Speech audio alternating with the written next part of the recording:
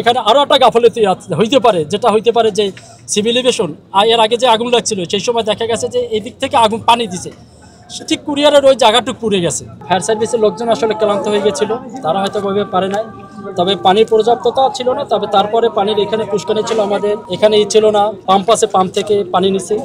যাই পানির স্বল্পতা ওইরকম হয়তো বা ছিল না, কিন্তু তাদের ক্লান্তটাই হয়তো বা, তো তারা যথেষ্ট চেষ্টা করছে। কিন্তু বাংলাদেশের আসলে মানে সিস্টেমটা এরকম যে এসে ফায়ার সার্ভিস ওইরকম আর কি সক্ষমতা নাই এরকম একটা জায়গা, যেমন এটা কিন্তু খুব বেশি বড়ই না। কারোর সঙ্গে যোগাযোগ হয়েছে আপনাদের সরকারের কোনো সংস্থা?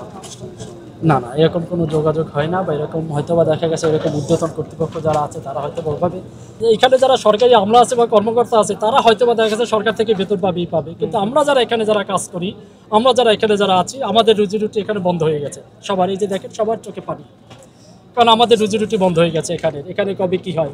এখানে আরও একটা গাফলতি হইতে পারে, যেটা হইতে পারে যে সিভিল এভিয়েশন এর আগে যে আগুন লাগছিল সেই সময় দেখা গেছে যে এদিক থেকে আগুন পানি দিছে, ঠিক কুরিয়ারের ওই জায়গাটুকু পুড়ে গেছে, এদিকে আসে না।